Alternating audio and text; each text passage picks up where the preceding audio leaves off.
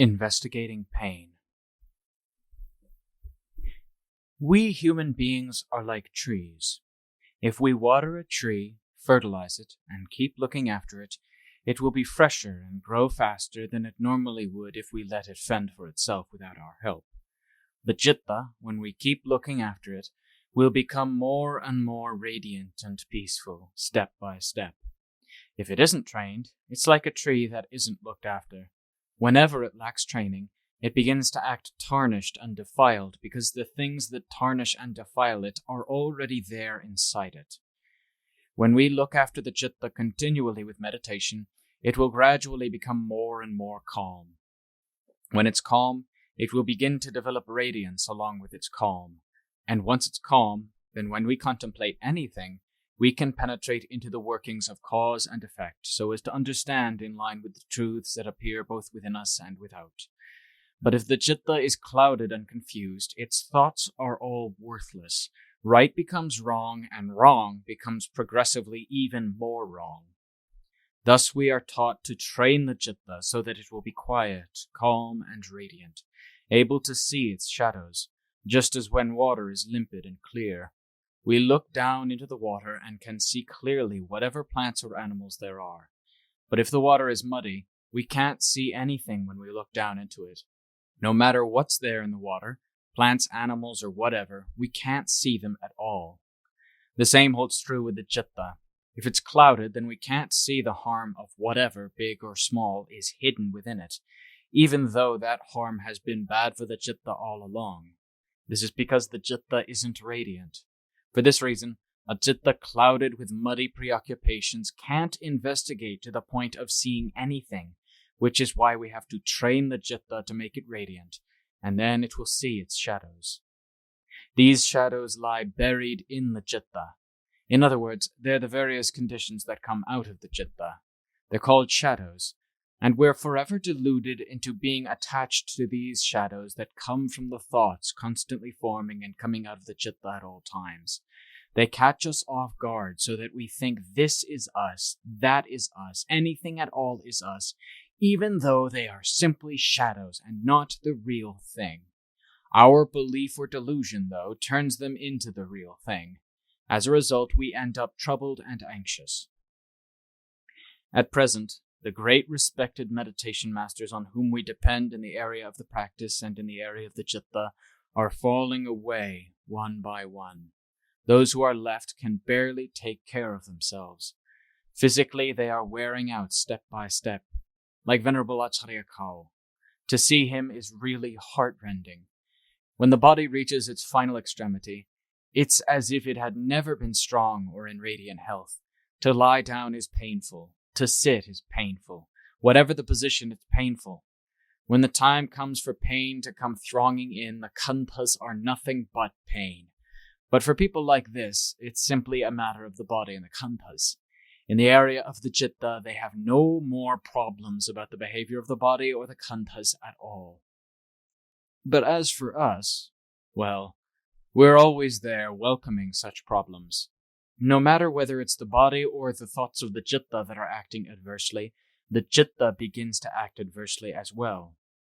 For example, if the body is malfunctioning, the citta begins to malfunction too, even though there is nothing really wrong with it. This is due to the citta's own fear, caused by the fact that mindfulness and panya aren't up on the events surrounding the citta. This is why we're taught to train our mindfulness and panya to be capable and bold, alert to events arising within the citta and around it, namely in the various aspects of the khandhas when they behave in adverse ways. We have to be alert to these things. All that's needed is for the citta not to be alert or for it to be deluded by these things, and it will create dukkha and pain for itself without ceasing. Pain will have to come pouring in to overwhelm it. Even though the body may be pained simply in accordance with its own affairs, in accordance with the principles of nature, the citta will still grab hold of it to cause pain for itself, to burn itself, if it hasn't investigated to see through these things. If the citta has mindfulness constantly governing and guarding it, then whatever damage arises will be minor, because it arises in a single spot within the citta and mindfulness is there at the same spot, alert to the fact that this is arising, that is arising, good or evil is arising within. Banya is what unravels, contemplates, investigates, and remedies the different preoccupations arising in the citta. Things then begin to calm down. But if mindfulness is lacking, things begin to get drawn out. Even though thought formations may arise and vanish one after another countless times, sanya, meaning and interpretations, don't vanish. They connect things into long stretches. Dukkha and pain will then have to connect into long stretches and gather into the heart. The heart is what then reaps all this suffering by itself because of the acts, kamma, that sanya and sankhara fashion. The heart is the primary vessel for receiving both pleasure and pain, and for the most part it receives pain. If it lacks mindfulness and banya, it receives only fakes and scraps, rubbish, things toxic and dangerous. But if it's mindful and discerning, it can pick and choose. Whatever isn't good, it picks out and throws away, leaving only the things of substance and worth within the heart. The heart is cooled, but not with water. It feels pleasure, but not because of external things. It's cooled from the Dhamma. It feels pleasure in the Dhamma. And the reason is because mindfulness and banya are looking after it. To attend to other things is not as difficult as attending to the heart. All the burdens of the world converge at the heart, and so to remove the things that have long been buried within us is very difficult work. We may even become discouraged because we see almost no results when we first begin. This is because the citta is still drifting while we work. It doesn't really focus on taking its work seriously, and so results don't appear as they should. This makes us discouraged, weak, and dejected. We give up, thinking, it'd be better to stop because we're not getting anywhere, even though once we have stopped, it's not any better, except that the citta has a better chance of filling itself with evil after we've stopped striving toward the good. The assumption that says better is the work of the kilesas, which are all deceivers, tricking us into being discouraged and weak. Actually, even while we are striving, things aren't yet getting good, even though we are practically dying to make them good. Our heart is ready to burst because of the effort. So how can things become good once we stop? If, as we think, things were to get good once we stop, then no one should have to do work of any sort anymore. Once we stop, everything of every sort would become good on its own. Both within and without, things would have to be good. We won't have to do much work. It's better to stop. The Dhamma isn't like the kilesas. The kilesas say it's better to stop. It's better, all right. Better for the sake of kilesa, not for the sake of the Dhamma.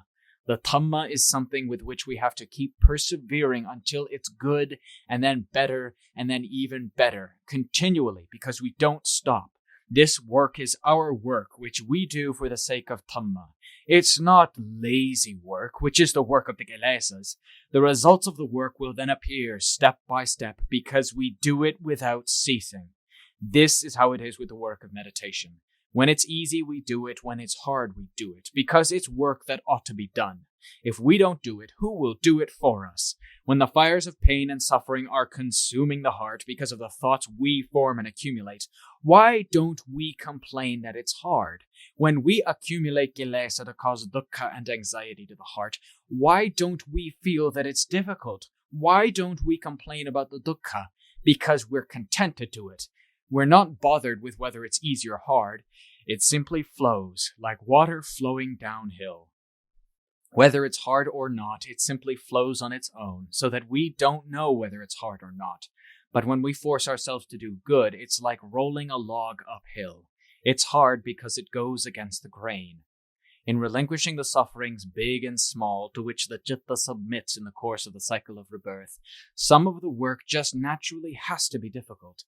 Everyone, even those who have attained the paths, the fruitions, and nibbana easily, has found it hard at first. When we reach the stage where it should be easy, it'll have to be easy. When we reach the stage we call hard, it'll have to be hard, but it won't always be hard like this. When the time comes for it to be light or easy, it's easy. And especially when we've come to see results appearing step by step, the difficulty disappears on its own because we're completely ready for it, with no concern for pleasure or pain. We simply want to know, to see, to understand the things on which our sights are set. Study. We should study the elements and khanthas. We should keep watch on the elements and khanthas coming into contact with us.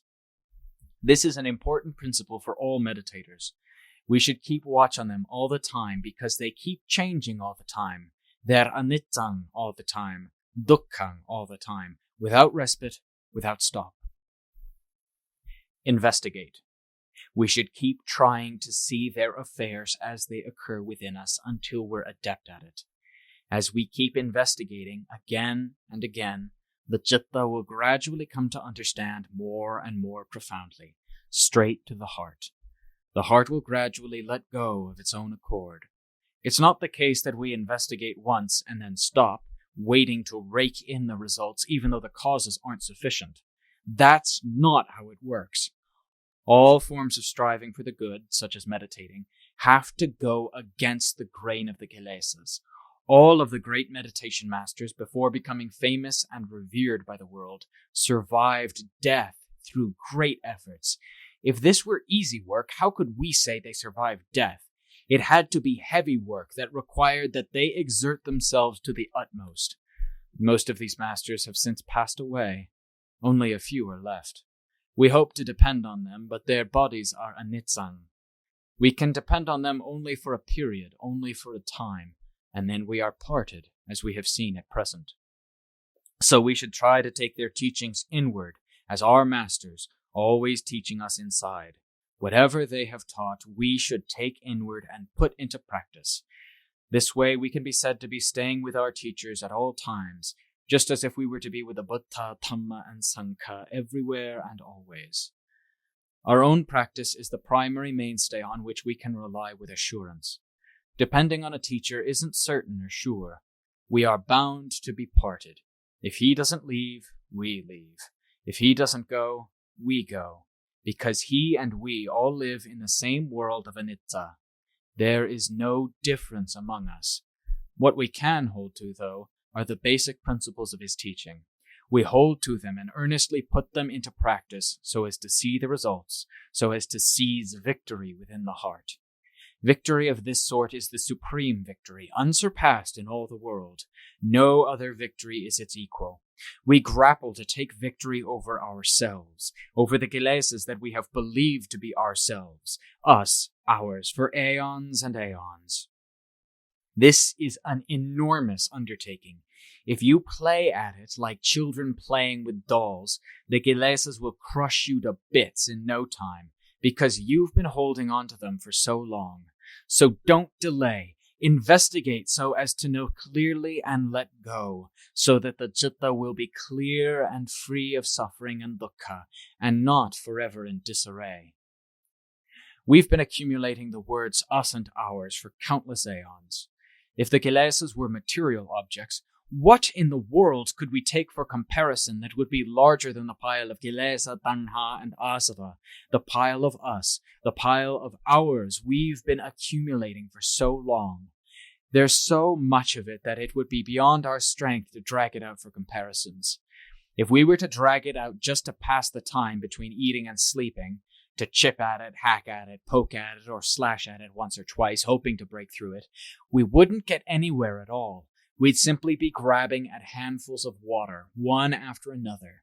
So we have to give it our all. This is where we will gain our victory. We're meditators. We can't back away from the fight with the kilesas lying within us. The word kilesa means simply this hunk of us. The kilesas are us, ours. Everything that's us is actually a pile of kilesas. There's no need to doubt this. If we want to separate them out so as to see them piece by piece for what they actually are in line with their true nature, we have to separate them using persistent effort in the area of mindfulness and panya as our means of investigating and evaluating them. We separate the elements, dhatu, the four elements. Everyone in the world knows of the four elements, but if we want our knowledge to go straight to the heart, it has to come from the practice. If we investigate using panya until we see distinctly, It will penetrate the heart of its own accord. Once it has reached the heart, you don't have to say anything. The heart will let go of its own accord. Once the knowledge goes straight to the heart, relinquishment comes straight from the heart. For us to know straight to the heart and let go straight from the heart, we have to investigate over and over, again and again, until we understand. Don't assume that this we've already investigated, that we've already investigated, by setting up expectations, counting the times without seeing deeply enough to the level of letting go. The work isn't done with. It really has to reach the level of done with, felt deeply within the heart, which then lets go. If it's really done with, there's no need to investigate again, because the heart has understood and can let go completely. The elements are already elements. Cognizance is an element. The things that make contact are also elements. Sights are elements, sounds are elements, all these things are already elements. As for the khanthas within us, the body, rupa, is a kantha. Feelings, vedana, are a kantha. Meanings, sanya, are a kantha. Thought formations, sankhara, are a kantha. Cognizance, vijnana, is a kantha. They're groups, aggregates, heaps, bits, pieces, all by their very nature. As for the citta, know that it's the knower we have to test and comprehend in the same way as the elements and khanthas, so that we won't grab hold of it as the self or as belonging to the self, which would simply be creating a heavier burden. We must investigate it with panya so as to see it for what it truly is in just the same way. But as I've explained the investigation of the citta in a number of talks already, you should have a fair understanding of the matter by now. In particular, when a pain arises in the body, we should know distinctly that this is a feeling. That's all. Don't go defining or interpreting it, saying that the feeling is us, the feeling is ours, or that anything is ours, for that would simply foster more and more kilesas and bring more and more pain in to smother the heart. Then when the feeling doesn't vanish, that would cause even more pain in the heart, and what could we possibly find to bear it? Pains arise in the body.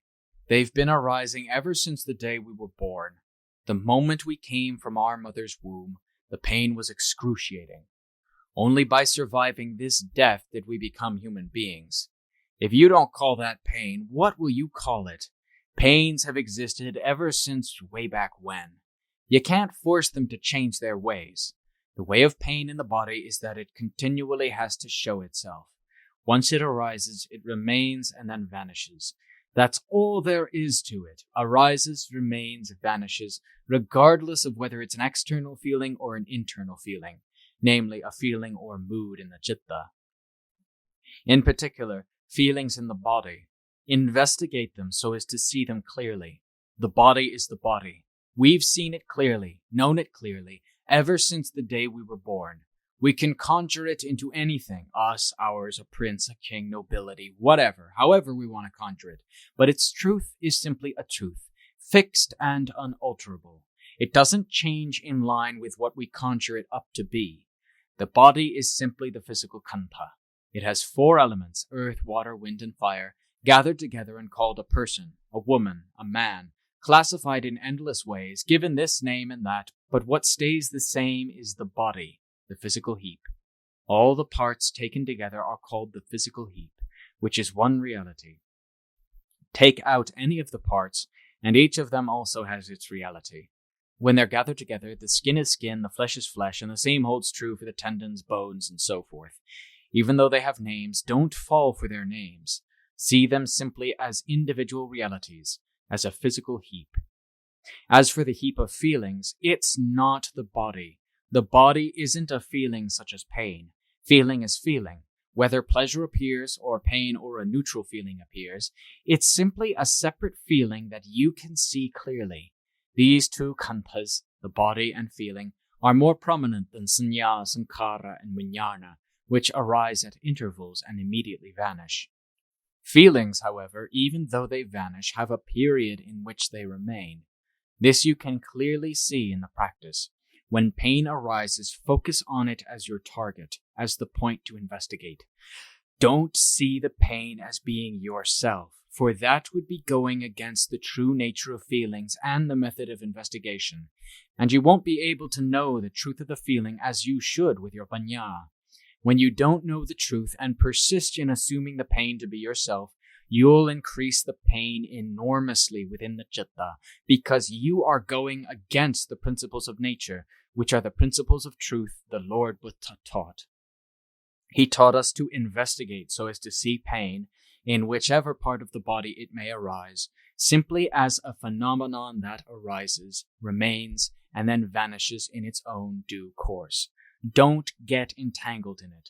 Don't fashion or conjure it into being this or that, if you don't want to be forever burdened with pain, with never a moment to put it down.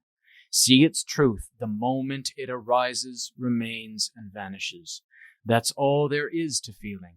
Ferret it out so as to see it clearly with mindfulness and panya. When you have focused on a feeling, turn and look at the citta to see if the citta and the feeling are one and the same thing. Then look at the body and the citta. Are they one and the same? Look at them so as to see them clearly. While you are investigating, don't send the citta out anywhere else. Keep it right at that one spot.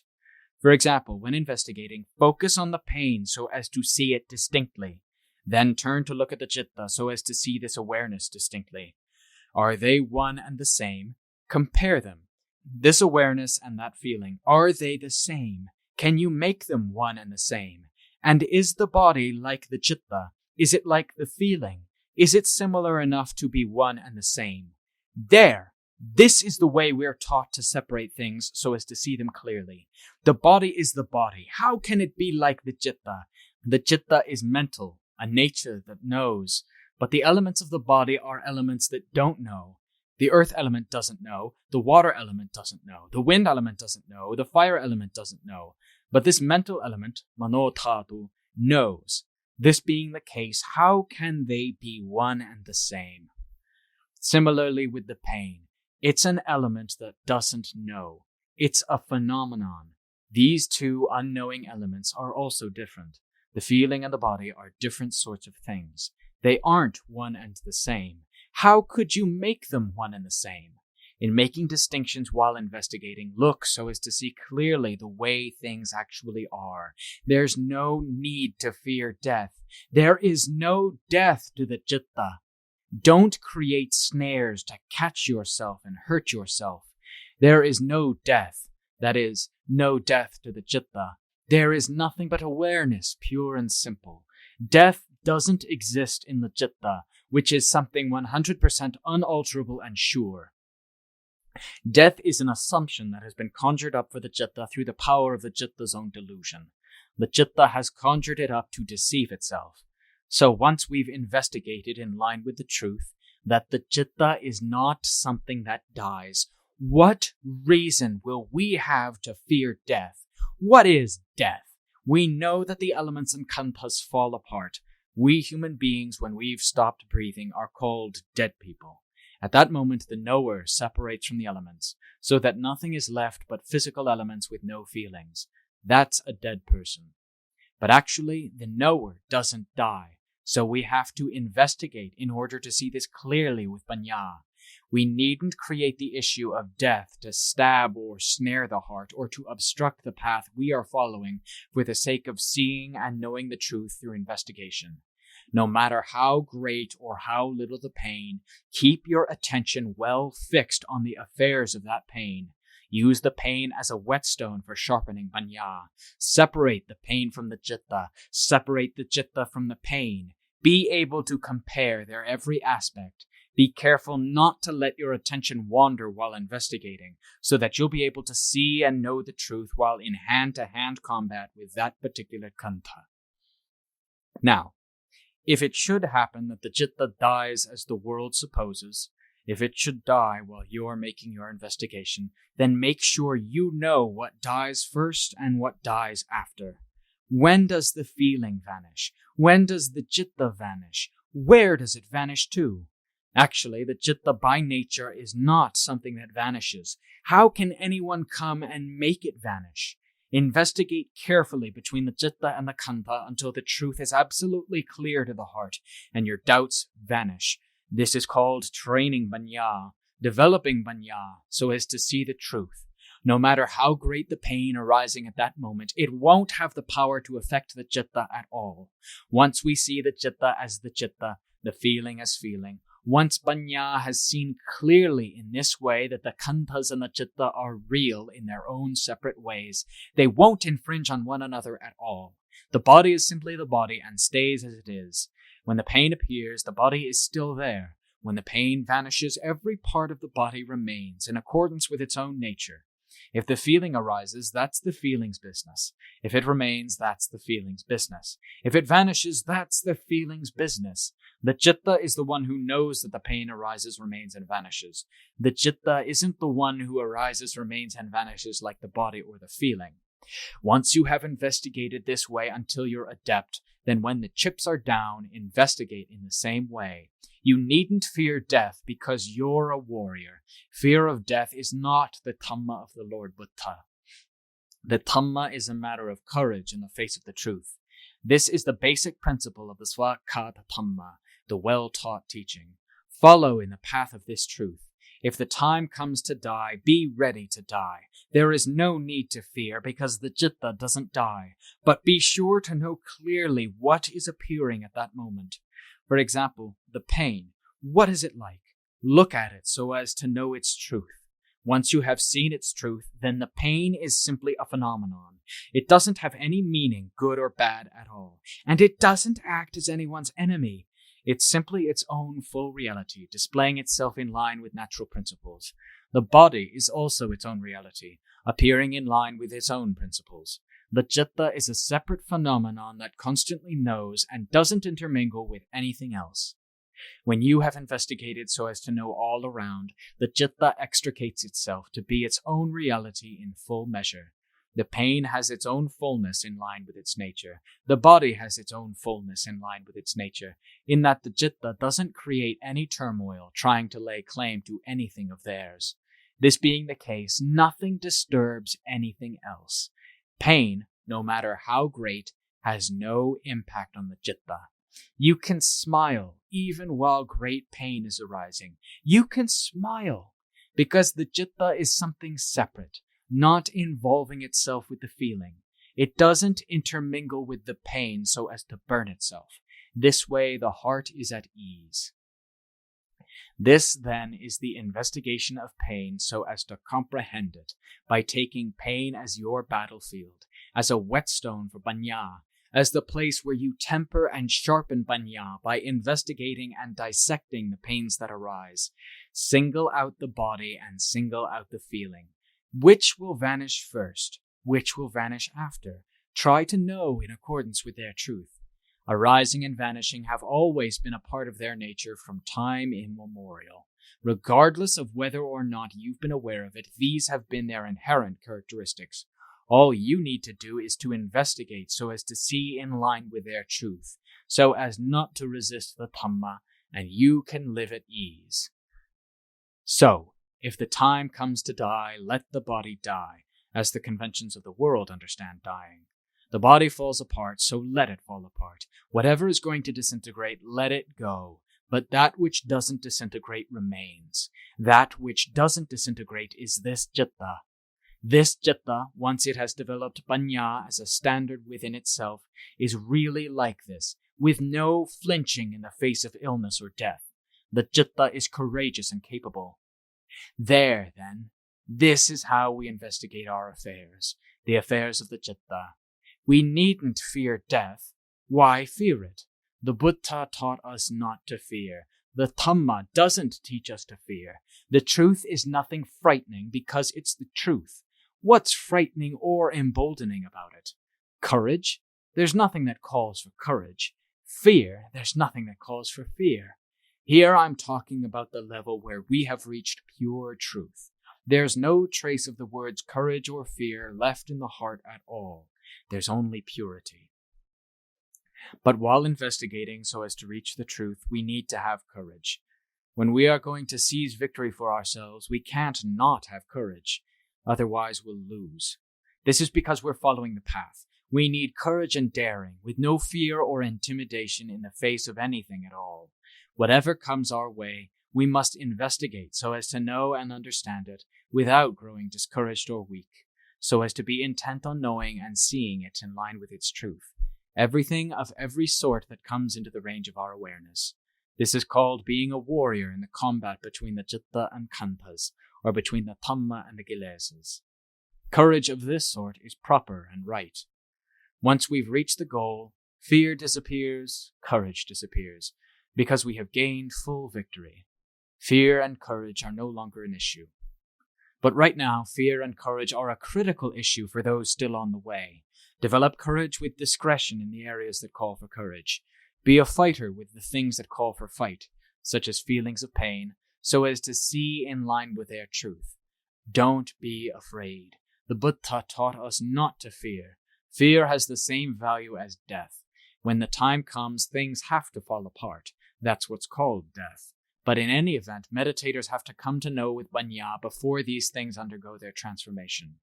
Spread a net of Banya around yourself on all sides. Whatever appears will be caught in the net of Banya. So what is there to fear? What is there to be anxious about? What is there to knock you off balance? Everything simply follows its truth, which you have already investigated. This is how warriors investigate. Even though they're in the midst of khandhas that are a solid mass of flame, they're calm and at ease, with the normalcy of a citta that has completely comprehended, without being deluded by any phenomenon. This is what's meant by one who knows all around. Whatever the symptoms displayed by the body, if they are endurable, we endure them. We care for the body, look after it, nourish it, make it eat, make it sleep, make it drink, take care of it in accordance with its nature. If its symptoms are unendurable and it's simply going to go, then just let it go in accordance with the ways of nature. It's a truth, so how can you thwart it? Let it go in line with the truth. This is called letting go with knowledge that accords with the truth. The citta feels no attachment, no regrets. This is the basic principle of practice for one who has attained, or is about to attain, the victory within the heart. Previously, the citta has always lost out to kilesa and tanha, craving. It has never, until now, defeated them. For aeons and aeons it has lived entirely under the sway of the kilesas, to the point where it has forgotten to realize that the kilesas are the boss, we're their servant. But now we're going to turn over a new us, using the principles of the Dhamma as a means to subjugate the kilesas and asava that have been subjugating us, or that have been the ruling elite, the big bosses of the cycle of rebirth, forcing the citta to go here and there for so long. Now we're going to set our hearts on contending with the kilesas for victory, so as to see the truth of everything of every sort, with nothing to obscure our banya at all. At the same time, we will take victory for our own, after having been defeated for so long, using the power of unflagging mindfulness, banya, conviction, and perseverance. Those who have reached the realm of excellence through perseverance have a dignity that outshines that of others. At the same time, they can take pride in their own perseverance. Those who have reached the realm of excellence through gaining victory over themselves and no one else are supreme within themselves, with no creation of animosity. Unlike victory in war, with which the world creates endless animosities like links in a chain, to gain victory over oneself, though, is to gain the foremost victory. As the Dhamma says, Atta have jitang sayyo. It is better to gain victory over oneself. The things that have created turmoil for the heart, causing it suffering and dukkha in the past, now come to an absolute stop. In what I have been saying, don't forget that perseverance is the important factor, the factor that supports mindfulness and banya as the trailblazers for the sake of progress in our work. Banya is very important for investigating and exploring, so as to see causes and effects. Mindfulness supervises the work to keep our attention from straying. When Panya has investigated so as to see the truth of such things as the 5 khandhas, the kilesas will have no place to hide, and so will come pouring together into one place, into the heart. They have no other place to hold on to, no other place to attach themselves, because all such places have been obliterated by Panya. The next stage is to lay siege to the heart, where the enemies lie gathered, so as to disperse them from it until nothing is left. There. That's called the death of the kilesas. They die right there in the heart where they've always been. They've lived there, and when they die there through the power of the most up-to-the-minute super-mindfulness and super-panya. This is called full victory. The supreme victory is won right here. The teachings of the religion all converge at this point. The final stage in their practice comes to an end right here. We finish our task right here. When we reach the realm of release from suffering and dukkha, we reach it right here. Aside from this, there is nothing. No time, no place, no future, no past. As for the present, we are wise to everything of every sort. We have no more issues, no more disputes. There are no more cases in court between Kilesa and the Chitta. Supermindfulness and Superpanya have sat on the bench and handed down a death sentence for Kilesa and all its tribe. There is nothing left to carry on the lineage of birth and becoming. At that moment, Kilesa and all its tribe sink out of sight. This is called reaching Nibbana, a heart truly constant and sure. All the various conditions that used to deceive the Chitta no longer exist. All that remains is pure awareness. Even though the khandhas, Rupa, Vedana, Sanya, Sankara, and Vijnana, may form in accordance with their nature, they simply go their own way, which has no meaning in terms of kilesa at all. The body behaves in its body way. Feelings, pleasure, pain, neither pleasure nor pain, which appear in the body, behave in the way of feelings. Sanya, labels, acts of recognition, behave in their own way. Sankara, the various thought formations, behave in line with their own nature. Vijnana, acts of noticing when external objects come into contact with the eye, ear, nose, tongue, body, and mind, notice and vanish, in line with their nature, without being able to provoke the Chitta as before, because the things that cause provocation have all been destroyed without leaving a trace. These are thus called khandhas pure and simple. The Chitta has reached Nibbana in the midst of khandhas pure and simple. This is to reach living Nibbana, the Chitta purified of kilesa. Those who have reached this point, don't ask where Nibbana is. And why should they? What is Nibbana, actually? The word Nibbana is a name. The nature we call Nibbana is the actual thing. When you reach the actual thing, why ask the name? Why ask for traces and signs? What is there left to grope for? Those who really know don't grope, aren't hungry, don't lack, because they have reached enough, completely, of everything of every sort. So, that should be enough explanation for now. I ask that we as meditators take this and contemplate it, so as to see the truth I have mentioned. We will then be complete in our hearts, as I have described, without a doubt. So I'll ask to stop here.